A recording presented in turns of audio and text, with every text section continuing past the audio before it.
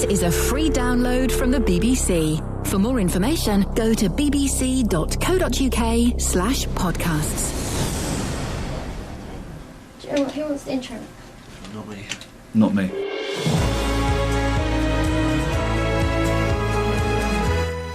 This is podcast. Iain Lee, BBC. Counties of 3. Across beds, hearts and bucks. This is BBC Three Counties Radio. Can do your thing. I'm really tired. Okay. So I'm gonna... What do you want me to do? Just say, here are some of the questions that I asked this week, and then go through the list, Okay. and we'll all listen together. Okay, this will be fun. That'll be fun, wouldn't it? You might want some headphones, Matt. And you might want a microphone. Yeah. You might want a microphone. Catherine. I've got a microphone. This one.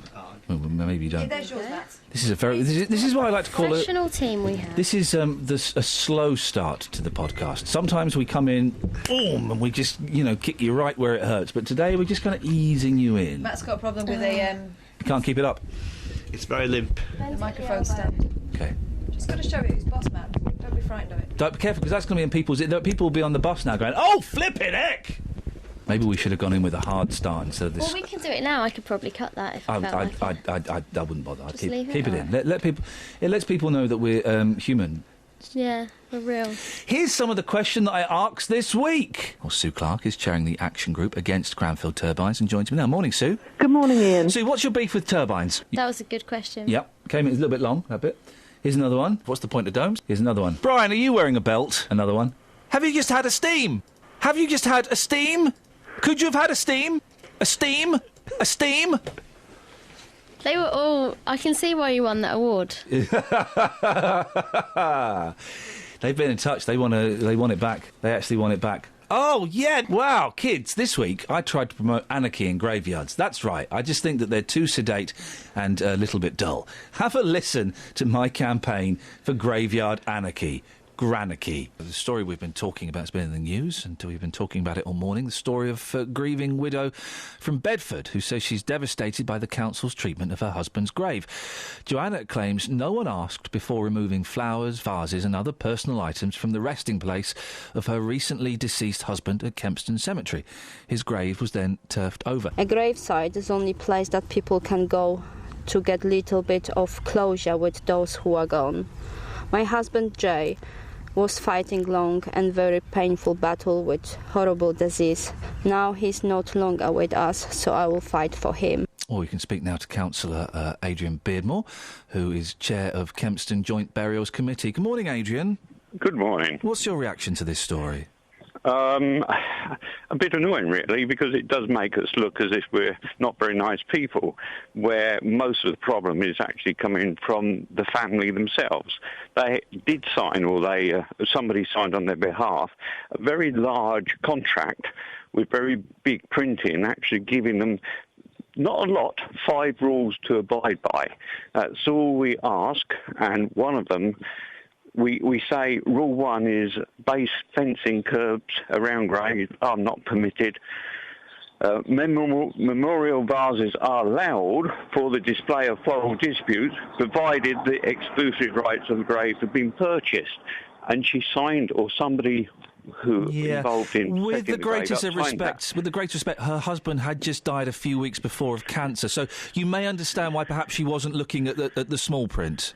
Oh, that's fair enough. And we do not move the funeral flowers, so 2 months, 7 weeks, we don't turf the graves over straight away, because people do like to put the flowers from the funeral on the graves, and we do allow that.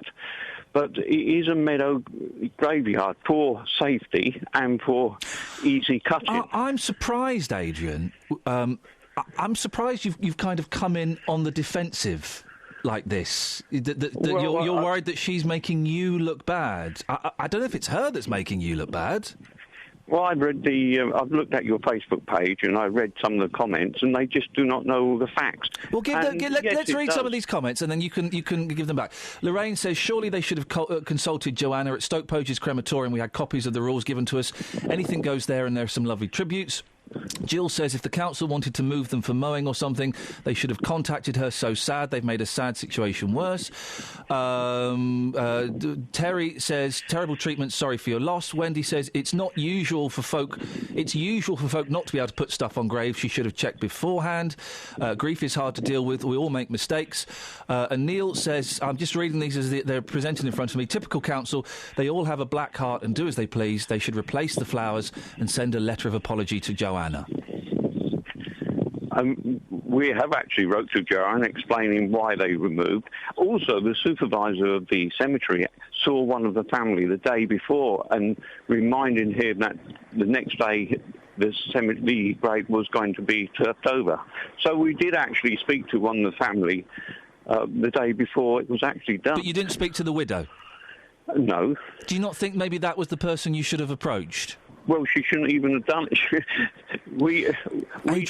Adrian, may I suggest just think a little bit carefully, because you're coming. I'm making up that you're sounding a little bit heartless. I'm very sorry I am, because we know what the grief is when somebody loses. But you're just saying she should have thought a little bit harder. Listen, my dad died over a year ago. I was in tears at the weekend. Sometimes thinking a little bit harder, just 2 months after someone really close to you has died, that's not always possible, is it? No, but there are procedures, criteria you have to stick to. Just because something dramatic in your life has happened, you can't completely ignore all. Oh, but Adrian, it's not as if. rules. Come on, Adrian. It's not as if she was spray painting the cemetery. It's not as if she was putting up plastic clockwork Jesuses. She had some flowers and some vases a couple of months after her husband had died. She planted the grave up with bedding plants, right, as well as pots. You're talking long term now with bedding plants. Okay, well then take the bedding plants out and speak to her. Take the bedding plants out. Explain to her why it's inappropriate in a caring, gentle manner. And what's the problem? There's lots of plants in pots. What's the problem with those? If you were the people they don't who had fit to the cut rules. the grass, if you had to, we are a council who look after their employees. You cannot expect the staff to pick heavy pots up every time they cut the grass, can you? Oh, Adrian. No, I'm sure. Also, the rules have been explained very carefully to the family now, and they have damaged the grave by digging holes in the turf. Adrian. So, you're really doing yourself, with the greatest respect, you're doing yourself no favours, Adrian. I'm very sorry, but rules have to be met. This world would be a horrible place if people just did what they want. Oh, Adrian, the time. it's not. We're not talking about anarchy here. We're talking about a grieving widow who's put a few plant plots on top of her dead husband's grave. It's not anarchy. It's not people running around smashing windows. It's a woman trying to grieve the loss of her soulmate. And we have sympathy with her for the loss of her soulmate. It doesn't sound like it, Adrian. It's sounding very cold and callous, and this list of 5 rules that must be adhered to even in the early stages of grief. The rules must be adhered to completely. If we are allowed, and we have experienced this, if we allow any long period where we allow the graves to be made up, then it is practically impossible to set the graveyards up as it should be. So I think 2 months to allow all the funeral flowers to die off is being sympathetic with. But then you didn't think of talking to her, the widow. We spoke to the family. But you didn't speak to the widow, Adrian. It's not easy to speak to individual people. Well, no, it is. It is. You send them a letter, and you phone them up, and you leave a few messages, and you explain that we need to talk because we're going to have to move the things from the grave. I'm sorry, but we're going to have to move the things from the grave because we've got these 5 rules that may appear a bit soulless to you, but those are the rules, and we have to adhere to them. It is easy to do, Adrian, and I'm really surprised that a councillor responsible for joint burials.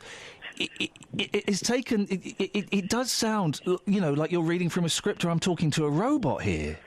I'm sorry. No, this is my own perseverance of trying to get the graveyard a safe, very comfortable place to be. And I'm thinking of all the other people at the cemetery, as well as all the visitors, as well as the staff. How would Joanna's display have affected the other visitors, do you think, negatively? Because they look at it and thinking, the council wouldn't let us have them. Why can she have it? Why can she have it? So other people would have been jealous. Cannot cut the grass, and it's a knock-on effect. You allow one person, then everyone wants it. We carry these rules out very strictly throughout the cemetery.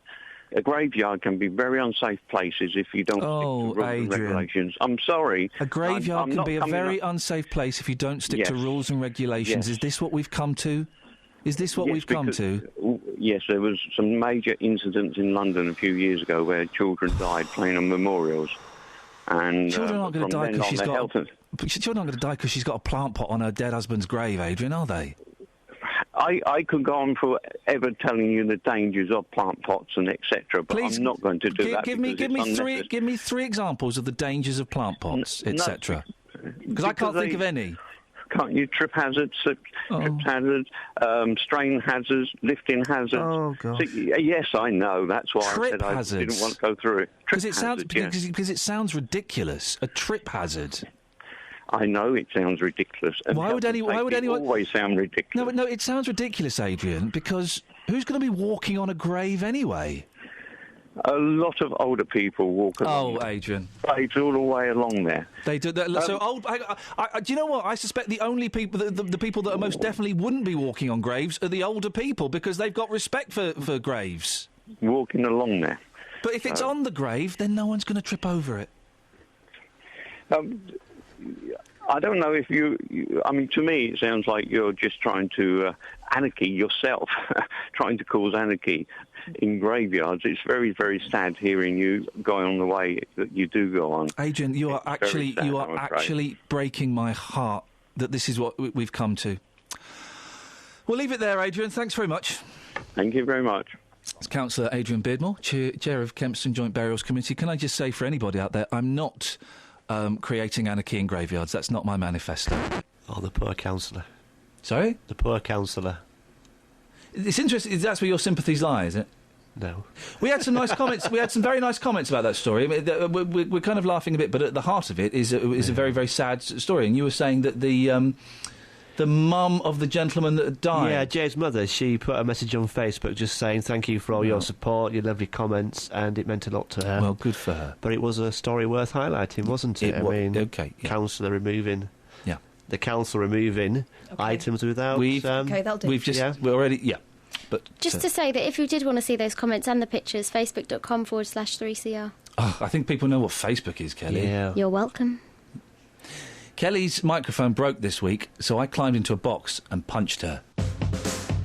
Across beds, hearts and bucks. This is Iain Lee. BBC Three Counties Radio. Why do Facebook and Twitter keep changing the way they operate? Why do they do that? Have you seen the new Twitter? Is just it looks like old Facebook, and new Facebook. Well, I couldn't. I went to the 3CR page to look at comments left by the others, and I couldn't find any comments left by the others. By the others, I mean you. And I couldn't find any of them. I don't know how to work it. Facebook has jumped the shark. I mean, when they've posted their own comments, not replies. Yeah. Yeah? Kelly's looking confused. I don't know, is that the sunburnt lips? Oh, don't. No, I know. She's actually in some discomfort. I know she's actually genuinely upset by it, and that's why I'm bullying her all the more. I'm hoping to get tears. It's my birthday, and I'll make you cry if I want to. Okay. I'll let you. Tiny Kelly. Do you want to give me a dead arm? Hang on, Tiny Kelly in a box. What did you say? Do you want to give me a dead arm? I would absolutely love to, yeah. Come in here, then. I won't fit in that box, it's tiny. Open it up. What? Climb in. Where? And punch my arm. OK, you ready? Yeah. Right, I'm going to climb in, hang on. Okay. Right, I'm in the box. Which arm do you want me to hit? Left. OK, turn round. You ready? Yeah. Ow! Oh no, she's fallen down a hole! Pete's not happy on Twitter. Why? People who support wind turbines fall into either of two categories: ignorant idiots or vested interests. Well, I've just proven, Pete. I may be an idiot, but I'm not ignorant. And I don't have a vested interest. I should make that clear as well. Wow, gosh, well, that was a little squeak. I'm just wondering how we're supposed to respond to that, Pete, because we would like to know more about it, and we're, like many people, interested in why are you interested? Have you got a vested interest, Pete? Yeah, ha! Yeah, I'm going to turn it back on him. Instead of shaming us and sort of suggesting we're idiots, why don't you convince us? I've got it now. I'm going to give me the baton. I'm running with it. Yeah, Pete, I suggest the people who are against wind turbines fall into either of two categories, yeah? Ignorant idiots or vested interests. Well, so far, the only opposition I've heard to wind turbines is they don't look very nice, which if I'm going to have some harm, I'd rather it be visual harm. And also they might harm bats. I hate bats. They are disgusting creatures. They carry rabies. They're endangered, though. Good. Then we should get rid of them. They don't carry. Don't bite your nails. We should get rid of bats. Let's all go out on a bat hunt. Who wants to come on a bat hunt with me? We'll get a sonar thing that will confuse the little blind idiots, and then when they come out... No, I like a bat. They clear up the skies of flies. I prefer... You telling me, right, you'd rather have... A bat than a fly, yeah, any day. You'd rather have 5 bats flying around your bed at night... Yes. Instead of 5 flies? Yes! You are Bats! They're less likely to... They'll bite you and give you... They won't bite They'll me. bite your daughter and give her rabies. No, they won't. You want your daughter to have rabies? Steve, I take it back. I'm with you. What kind of sick woman are you? You want your daughter... Is it Steve or Pete, the angry texter? I'm not really... It was Pete. Pete, I'm with you. You're right. Yeah, well... So, this bit of audio speaks for itself. Dave's in Luton. Morning, Dave. Good morning, boss. Dave, listen, the front page of the Times. All schools must teach what it is to be British. I don't know what that means. Well, you've got to be taught British. Well, hang on. What does being taught British mean? Well, you've got to be taught the British way of life. OK, let's keep pushing this until we get an answer. What does that mean? Well, excuse me. You're in Britain, aren't you? Yes. Well, you know the life and the society and the rules of this country, don't you? Well, but pretend I don't. Explain them to me. Well, what is the British? What is it to be British? Well, the British way of life. Yes. It's a way the British people want to live their lives in this country. What does that mean? Well, everyone else has got to do it coming into the country. OK. Well, OK. Imagine I'm a foreigner. I'm coming into this country. I meet you at the border, heaven help me, and I still decide to stay. Oh, yeah. Hello, Dave. What is British way of life, please? Right. He's not a British person at that time because he's coming from another country, hasn't he? Yes, I come from country. What is British way of life, please, Dave? Well, it's a British way of life. Well, they've got to learn it, haven't they? Well, tell me, Dave, what is British way of life? I don't know nothing about it. What is it? Well, then they've got to learn it. Tell me, Dave, what it is. No, I can't tell you on the radio now. But you're British, yeah? No, we're at the airport. We're at Luton Airport. But you're... Oh, God. Are you British, Dave? I'm British, yeah. What does that mean? Well, I'm a British citizen. I was born in this country. So what is British way of life I hear so much about? Dear, oh, pray. No, hold on. Somebody comes into this country from another country and they class themselves a British citizen. So they go and support England at the World Cup. OK, I support England at World Cup. Am I British? Well, as long as you support England at the World Cup, so that's the only thing I got to do is support England at football. What about Scotland? No, you've got to be British. I want to support Scotland. Well, you can't. You'd have to go out to Scotland and become a Scottish citizen. But Scotland is British still. No, it's not. Isn't it? No. Yes. Scotland isn't British. Scotland British. No, Scotland is not British. I'm foreign. I know more about Britain than you do, Dave. Oh, God, you don't. Scotland is British, and so is Welsh. Welsh is British. Not. No, it's not. It is. Welsh is Welsh. Scottish is Scottish. Irish is Irish. And English is British. And English is Britain, yeah. But so Wales is Britain as well, isn't it? No, it's not. Oh, dear. Can you put... shall I talk to Catherine or Kelly? I get more sense. Will you? Dave? Oh, God Listen, almighty. Where's he gone now? Listen, Catherine? How do I break this to you, Dave? Oh, yeah, I know. Have you got a gun there? Oh, Catherine. Kelly. Yeah. You tell him, Kelly. Kelly. Come on, Kelly. What's up, bro? No, talk to me, Kelly. Hi, Dave. Tell him. All right, Kelly. Tell him. Tell him about Wales and Scotland and Northern Ireland. Wales? They're not British. What? Explain your working out. Tell me why they're not British. Well, how can be Scottish people be British? Right, hang on a second, because we're running out of time. Let me just go through this. So, is Wales British? No. Is Northern Ireland British? No. Is Scotland British? No. Is England British? Yes. Thank you very much indeed. Thank you. James is in Luton. Morning, James. Good morning, Ian. How are you? I'm shocked and saddened, but apart from that, I'm on top of the world. Fantastic. Ian, I was just trying to find out what accent that was when you were coming in at Luton Airport with your fantastic accent. What country you were actually coming from? It was foreign. Okay. Would you like to have a guess? I would guess it started fairly Italian, then it almost went a little bit Mexican, then ended up fairly Chinesey. I was a French Chinese man, yes.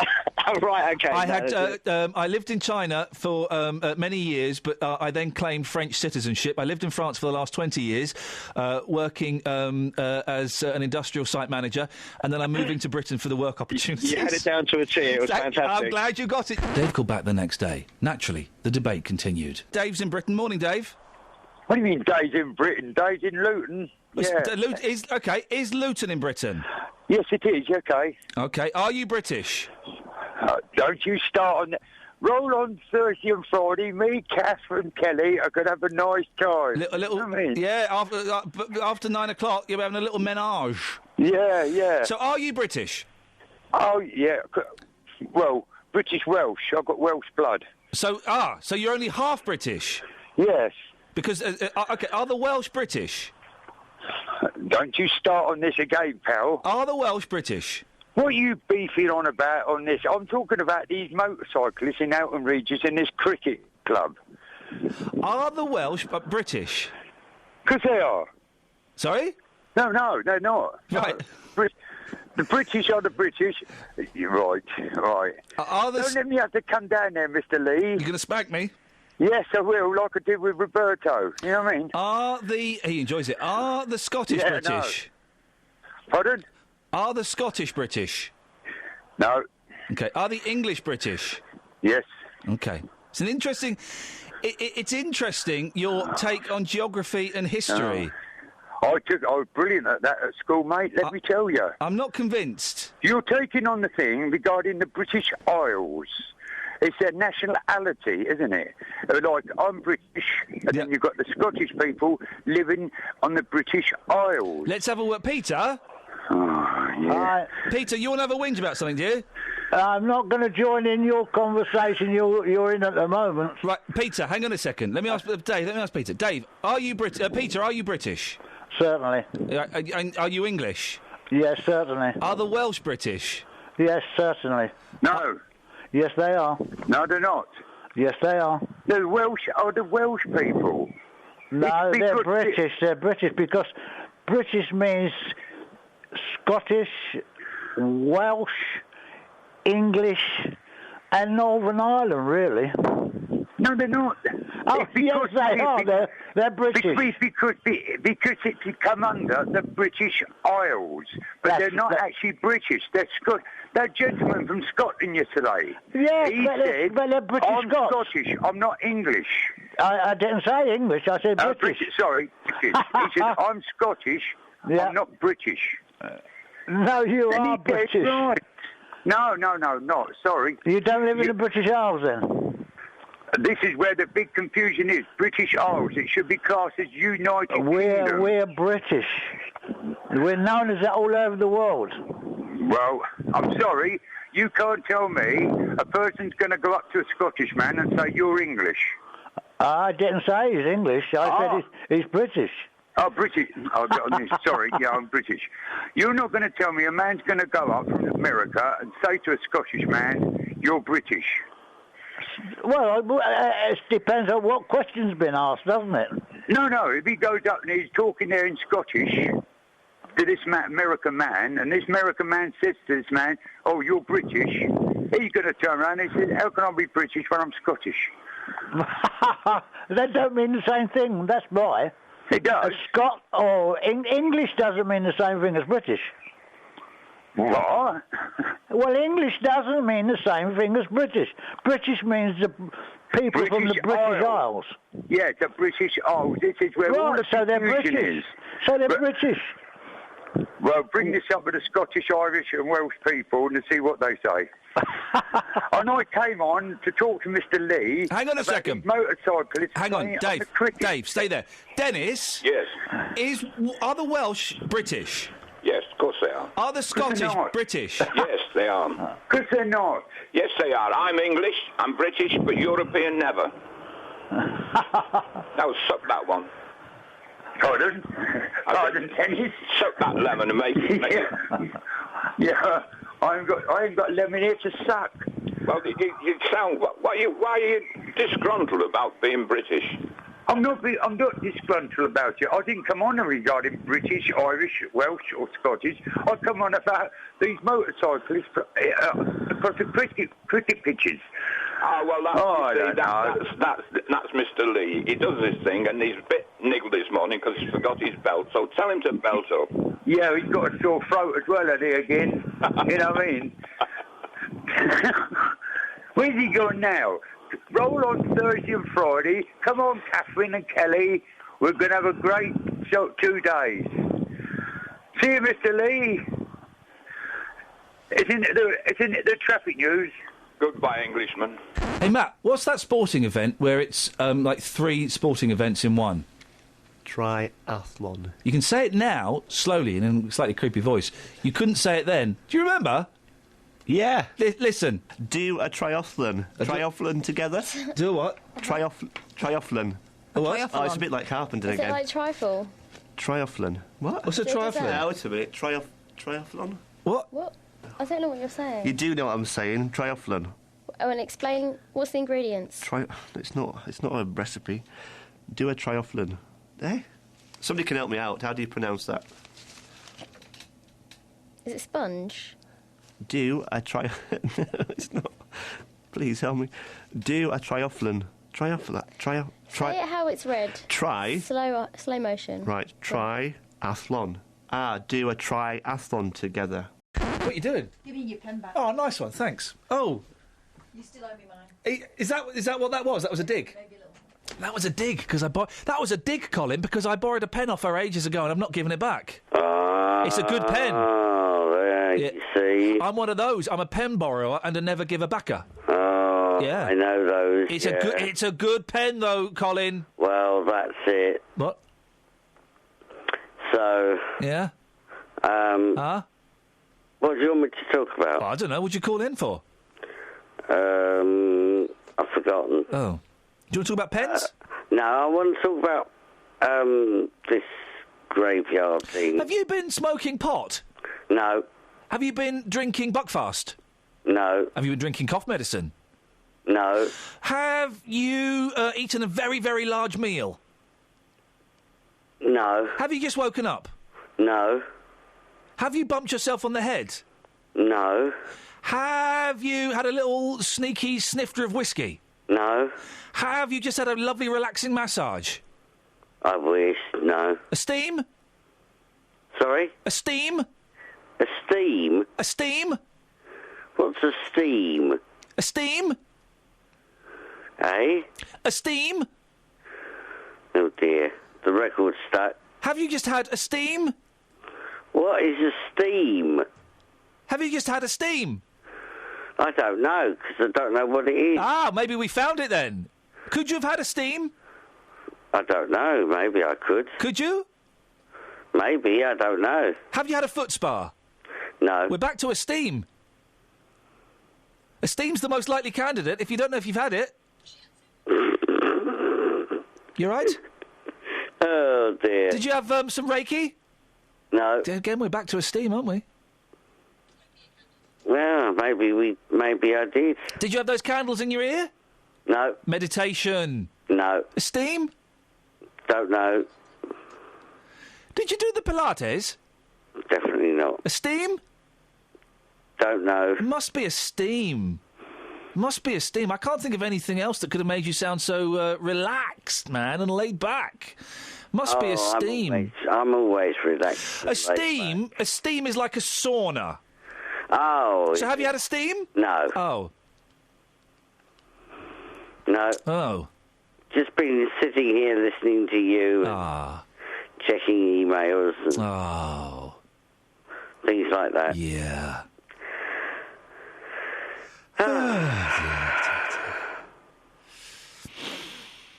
Mm. Oh, yeah, I know. Yeah, a bit like that today. Lovely weather, isn't it? Isn't it just beautiful? Oh, that's what we were going to talk about, wasn't it? Being English. Oh, no. British. Thank you. I don't know. Thanks very much for calling. Naveed's in Aylesbury. Good morning, Naveed. Hi, good morning. What would you like to... Oh, you've called in about being British. Well, I just want to talk about this thing that you are talking about, what it is to be a British. Yeah, go on. I'm an immigrant myself. I am from Pakistan. Oh, whereabouts in Pakistan? In Lahore, from Lahore. I've been to Lahore. Yeah, okay. I love Lahore. I spent 2 weeks in Lahore and 3 months in Karachi. Okay. Beautiful country. Anyway, go on. Yeah, so I moved to UK about 4 or 5 years ago. Well, I just want to tell your listeners that there's a book published by Home Office. Oh. The book is called Life in UK. So every non-EU immigrant has to pass a test that is called Life in UK test. Yes. And you have to read that book in order to pass that. So just want to tell your listeners that if you don't know what it is to be a British, just read that book. So, are you British now, Naveed? No, I'm not. You've not taken the citizenship? No, I haven't yet. Are you planning to? Yes. So I'm assuming you've read the book, have you? I haven't yet, but my wife has passed that test. Oh, well, congratulations. Do you know what this... Yes, my brother-in-law is from New Zealand, and you've just reminded me, he's passed the test. He had to read the book. But it's full of, like, weird stuff, I can't think of any examples. It's all about, like, Churchill and beer and things like that, and buses. Yes, mostly it's like that. It's mostly about history and... parks and how you live, how you drive. Yeah, it's really strange, and there's stuff in there that I didn't know. My New Zealand, probably your wife as well, knows more about being British than I do. Yes, basically, I have shown that book to my colleagues in my office. I am a software developer. So I've shown that book to my colleagues in office, and none of them has passed the test. Naveed, would you like me to just remind you of home for just 20 seconds? Yeah. Okay, here we go. Perdesi, perdesi jana na hai, mujhe chole ke. How's that? Yeah, that was very good. David, it's always my pleasure. It's always my pleasure. For just 20 seconds to remind you of your beautiful... I love Pakistan. Was that filthy? Do I need to do a form? No, that's not filthy. Okay. No! Snuck that one in. I only counted to 10, don't worry. Dennis is in Dunstable. Morning, Dennis. Good morning to you. And I believe if I were to order fish fingers in Pakistan, I'd have to ask for muchi ungli. Would you? Yep. Yeah, I would. Yeah, but then they're not British, are they? What, Pakistanis or fish fingers? No, fish fingers. OK. Dennis... I never found any fish with fingers on round here. But dumped. Sorry? But dumped. What are you on about? Are you eating? I'm halfway through my breakfast. Is it a sausage? No, I don't. I don't eat meat in the morning. Ha!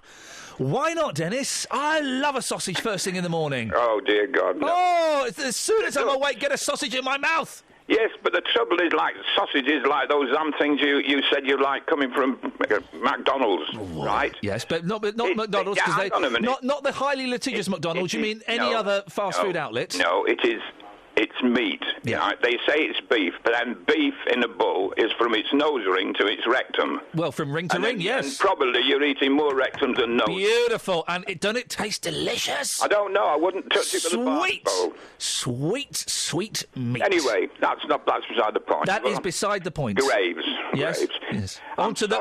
Dennis. Yes. On to the grave issue of graves. Yeah, that's right. Yeah? Yes. Yeah? I'm sorry that that lady had to suffer like that. I think that the chap you were questioning, he was obeying the rules of the council. He didn't make the rules, he was obeying the rules. And the rules said that you could, for 2 months, yes, you can have flowers on, but then they die. And a lot of people don't have to go back again. And as for then turfing it over, what did you see all those graves during this business in France this last week? How more could they be looked after than that, to be honoured that they'd been buried, and they were buried in a nice area, all smooth and everything. You don't need flowers, you don't need a lump of rock over. You don't need names. No. Names, yes, because a lot of them they don't know the names. But, Dennis, a war grave is slightly different to a woman who's burying her dead husband who had a horrific battle with cancer. Can I be a bit harder now? This lady must have known that her husband was dying. He was very, very ill. Yeah. That is the time to arrange the funeral and somewhere to go. No, just a minute, somewhere to go. Well, I'm nearer to this than a lot of you people, right? Yes. And so I've already instructed my family that when I go, I want to be cremated. You can do what the hell you like with the ashes. Oh, we're going to give them away as a competition on BBC Three Counties Radio. Yeah, that's what we're doing. Yeah, put them in an egg timer and make me work. There we go. But Dennis, when land you're... is for the living. Yes, okay, whatever that means. But when your partner is dying, yes, you don't go home from the hospital and think, oh gosh, right now, so now he's dying. I should probably sort out the. That's right. You don't think like that. Don't You're caught up in. I did. When? When my mother was dying. Yeah, okay. Well, may I... I mean, this fellow was 38, which is no age. And may I suggest... some people might think like that, and you obviously did, but not everyone does. And maybe it's different when it's parents, because we kind of... It's the natural order of thing, isn't it? We bury our parents. Yeah, well, that's what my kids are doing, lining up to get rid of me. Have you got any money, Dennis? No. No, because they've got to do it. I've looked at the law, not the law, but my will. You wouldn't be able to do it yourself, no? Because we've made wills, yes, they are obliged to bury it. In my will, Dennis, right, I'm going to have put in my will that my kids can inherit all of my wealth, and I am worth literally not very much at all. They can have it all, but they have to spend the night in a haunted house. Well, that's all right. That's for them. Yeah. Do you think you're going to come back again? No. But no, further to this business, yes. I've told my children I want to be cremated. You can do what you like with the ashes. I do not want a rock on me with a name on. No. I want them to remember me. If they forget me, then fine. Dennis, there's literally no chance of forgetting you. Who was that? Morning, this is Iain Lee, BBC Three Counties Radio. It's 4 minutes past 8, and Kelly Betts has just done something very, very silly. What did you just do, Kelly? I rang a guest. Yeah. She answered. And I said, hello, Three Counties. And she said, you just rang me. You silly sausage. Ah, bless her. Lots coming up in the last hour of the show, including pitch wrecking, speed humping. Oh, and also, where have you been on a school trip? I only got to go to Thorpe Park when it was historical. I never got to go to anywhere foreign or fancy. They kind of knocked that on the head when I was growing up. You probably... Where did you go, Kath? Wales, Derbyshire... Normandy. Oh, Normandy. I bet that was fun, wasn't it? Well, I don't think I was of the age to appreciate it. You told me you found it very, very dull. Yeah. I went to Dunstable. Okie dokie. 08459 455 555. Across beds, hearts and bucks. This is BBC Three Counties Radio. Yeah, my respect, boss, yeah. Hello, Three Counties. 08459 455 555 is the phone number. Now, at the start of the week, we spoke to the captain of a cricket club that plays in Houghton Regis, or at least they tried to, because for some time, kids on motorbikes have been using their pitch as an off-road track, and they don't give a monkeys whether there's a game on or not.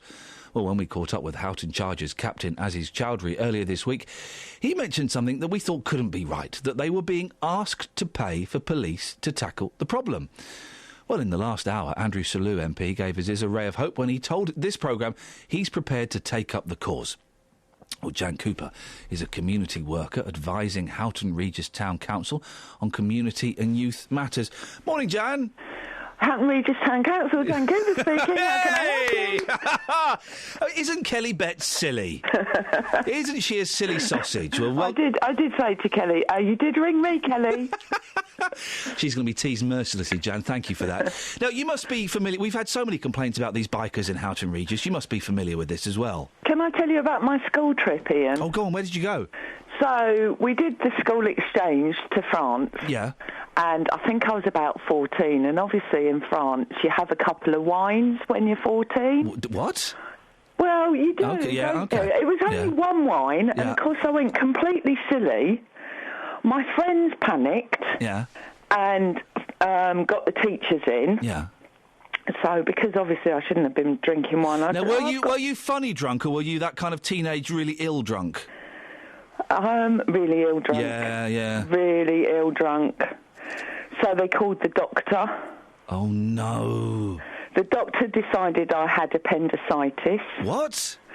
I got admitted to hospital in an emergency ambulance. Yeah. And I'm thinking, I've really got to tell them that I'm just drunk. I had an emergency operation and had my appendix removed. What? And I then got put into a ward with another young person. And they had German measles, so I then went and contracted German measles. That's awful. So your appendix were absolutely fine? Well, I don't know. I don't know. They got whipped out, and then you got the German measles. Jan, I don't know. And hang on a minute. You're supposed to be a community worker advising Houghton Regis Town Council on youth matters. What I'm advising is when you're 14, don't be drinking wine because you can end up with your appendix. You can end up with no appendix in a French hospital. And German measles. So it's do as I say, not as I do from you, is it, Jan? I learnt through experience, Ian. Unbelievable. Well, thanks for calling. Oh, no, hang on a second. You're a guest. Mowed these bikes in Houghton Regis. Are you familiar with them? Couple of points of clarification. Your news item says youth, and it isn't youth. It's grown men.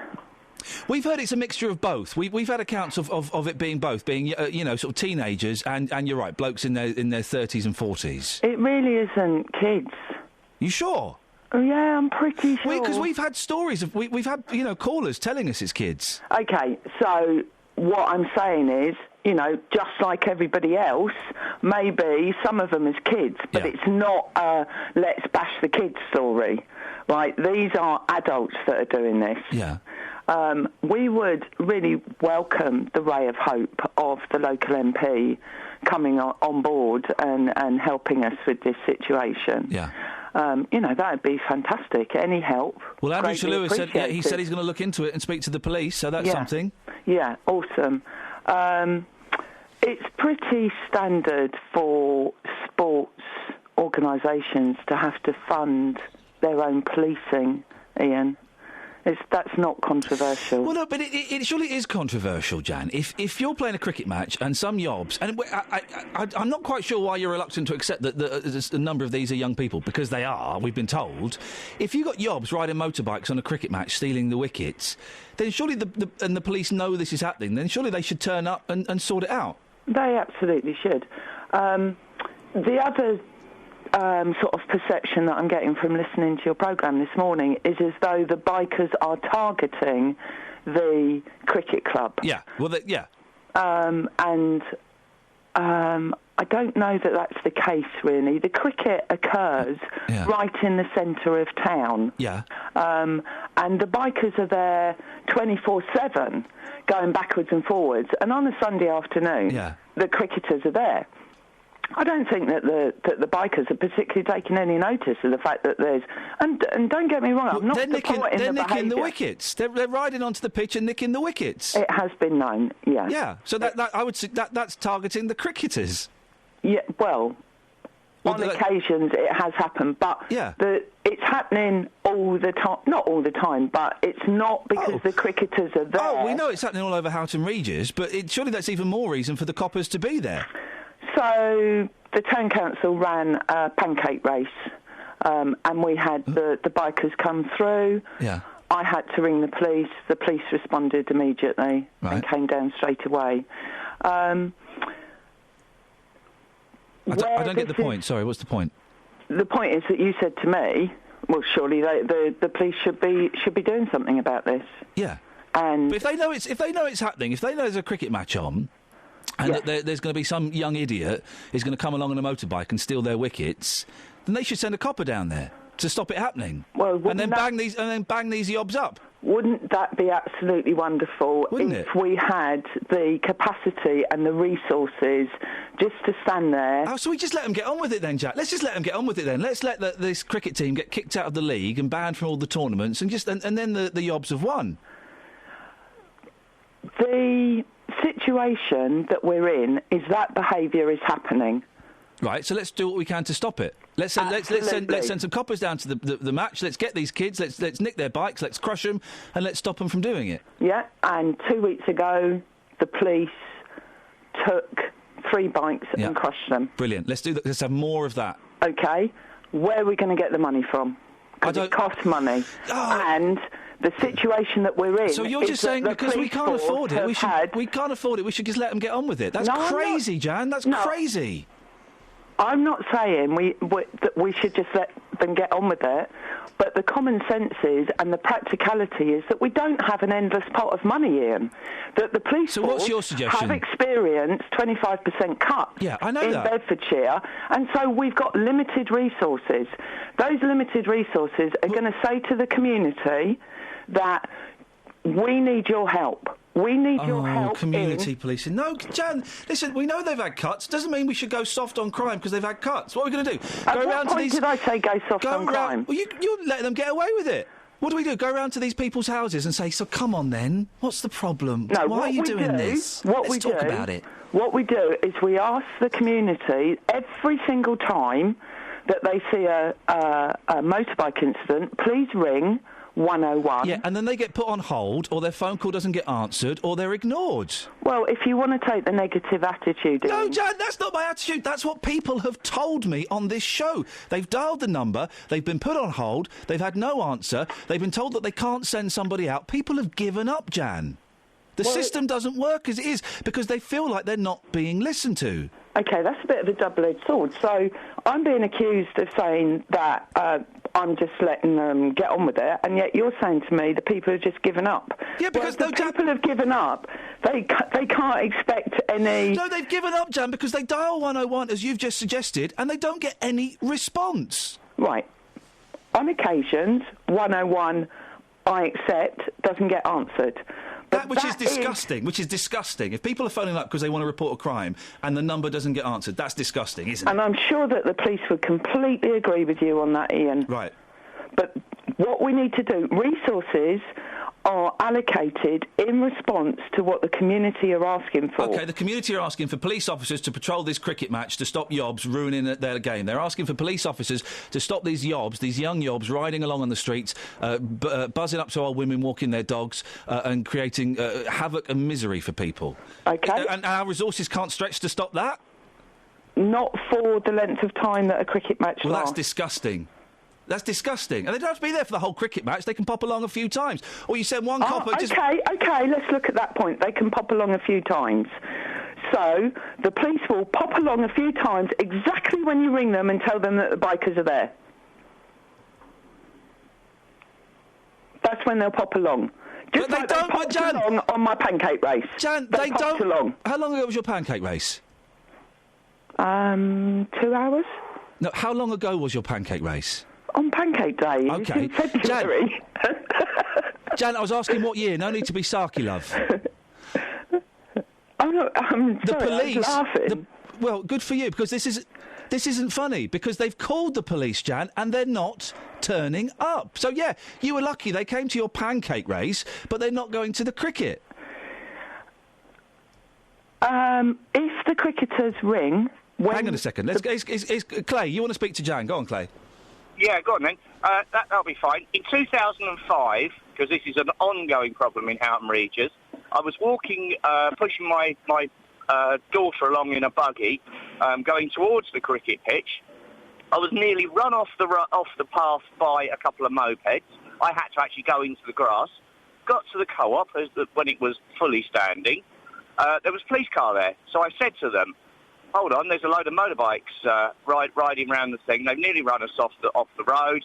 And the reaction from the police was, oh, well, there's not a lot we can do because every time we go up there, they just ride out a different entrance of the park. And that's the story, Jan, we've heard time and time again. OK. Oh, and I moved. So what Clay needs to do is photograph, not put himself in danger. No. Can I speak, please?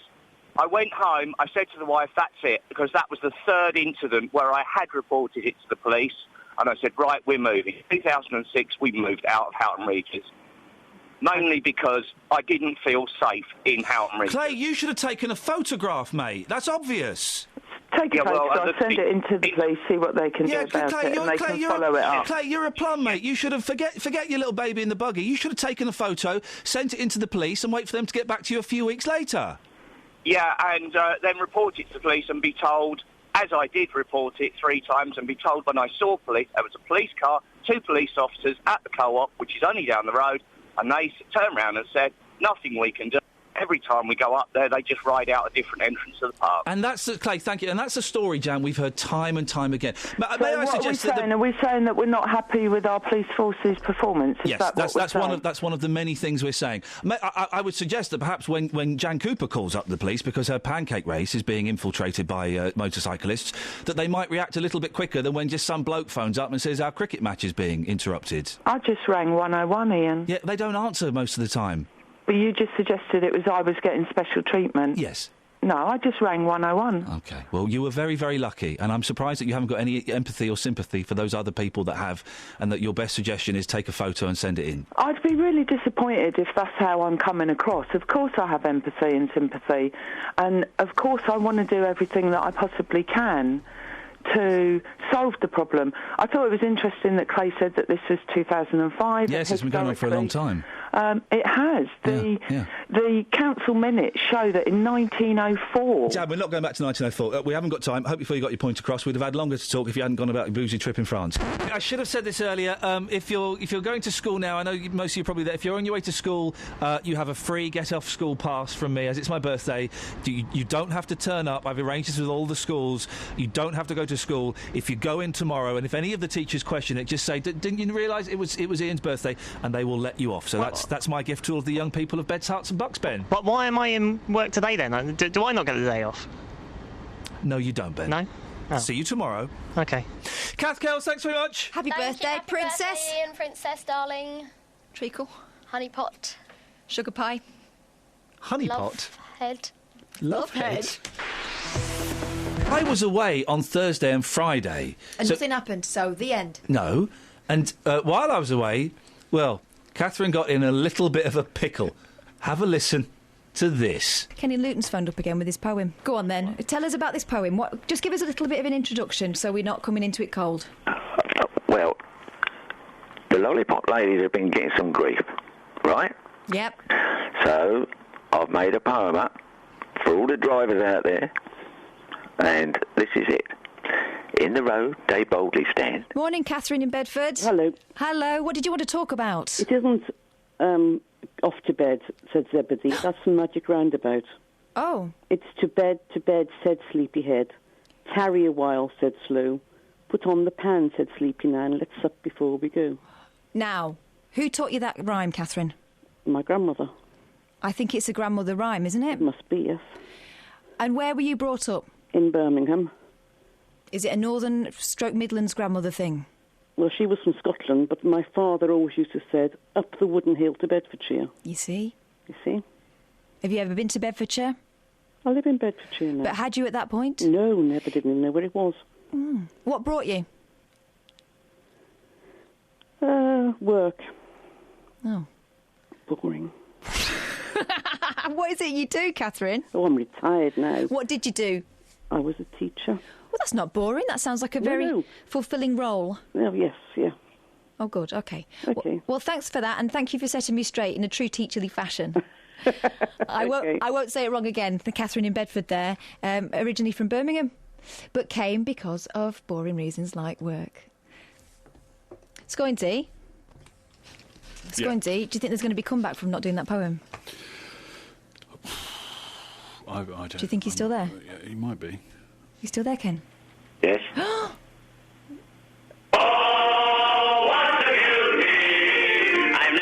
one big that before. Good Lord. Did you like that? That was a lovely blast. Yes. What was that in aid of? What is it in aid of? Well, you just had that on standby, did you, just in case? Yes. All right, well, let's stop being silly now. Let's just stop being silly. Oh, hang on a second. We've got, who's this on the line on Fader 1? Iain. Not Iain. Listen, right, you, Poetry Man, shut it. Right, now listen, I've been listening to the last 35 minutes of the show. This is absolutely... You've got people phoning in talking about bizarre country and western records. Here's a phone-in for you, right? Yeah. I'm in a hotel room. The minibar is locked, and there's no wardrobe. There's no cupboard to hang my clothes. Hotel discrepancies. Call me now, 08459 455 555. When have you ever been let down by a hotel? I've never been in a hotel. You've never been in a hotel? No. What do I go in a hotel for? Well, to sleep there, stay there, have a holiday. I don't know. I'm about to go down for buffet breakfast paid for by you. Me? Yeah, you're paying for my breakfast. Oh, get off the bleeding line then. No. Well said. Ken, let's have that poem then. Go on, brace yourselves, beds, hearts and books. Here it comes, finally. In the road they boldly stand, with their lollipop in hand. When Hang the on a minute, who are we drivers get talking about? irate, Hang on. Who are we talking about? Who's standing in the road, bravely? the lollipop lady. All right, now you need to give us the introduction first. People won't know what you're talking about, Ken. Just a little pointer. Go on. You're hanging this out, Catherine. Oh. Go on. So this we're is for the talking... lollipop ladies all over Bedfordshire, Buckinghamshire and Hertfordshire. Right. Because they've had problems in the past with people driving into them or revving their engines or being rude. Is that right? Yes, that is the worst thing. That is the worst. I think being run over is worse, but OK, go. What do you mean that drive? Run over? You know that bit on the underneath the stop part of their lollipop? That's for them to write on. Did you know that? No, I didn't know that. Yeah. They've always got a piece of chalk in their pocket. True fact. She stands there, rain or shine. So please don't rush, just take your time. Travel news for beds, cards and bugs. But Catherine also showed her more sensitive side with this very powerful and moving interview. What's your beef, Keith? And also, Kath certainly had egg on her face when it comes to dealing with randy dogs. Oh dear, what am I like? I'll take the egg off. That would have been helpful. Just want to quickly add that they haven't happened yet. Yeah, you've got to find a randy dog from somewhere. I've got to find a randy dog. If anybody knows one, I'm going just to give find this a call. an excuse for not coming in. That's the end of the podcast. Wait, because we've just got to end with this. Oh, and we'll end the podcast with this. Beds, hearts and bucks weather. BBC Three Counties Radio. Kate? Hello, is that Kate? Who's that? It's me. Who are you? No. Who? Who are you? I'm here. Okay, well, do you want to do the weather, Kate? No. What? Well, someone's got to do the weather. What? Did you just drop one? You did, didn't you? What about wind turbines, didn't you? There we go. It's going to be windy today. He just cut the cheese live on air. Oh, Ken. Oh, dear. Oh, deary me. He forced that one out. Yeah, that was unpleasant. He who smelt it dealt it. He who did the crime. You did the crime. You did the rhyme. You did the crime. You denied it, supplied it. Yeah. Well, that's the end. Fun times, guys. And we're recording this a little bit later than usual, just to say that since we recorded those podcast links, very sad news about Kelly Betts. So I'd like to dedicate this week's podcast to Kelly Betts and all who sailed in her. It's not what she would have wanted. She'd have rather had a bench. Yeah, I'm not splashing out on a bench. So just like to say to Kelly, wherever she is now, thank you so much for all of the help, all of the times, all of the laughs, all of the memories, and this podcast is for you. Thanks very much for listening, guys. Thanks. Thanks for listening to this free download from BBC Three Counties Radio, your local radio station for beds, hearts and bucks, on FM, AM, digital radio, and online at bbc.co.uk/3counties.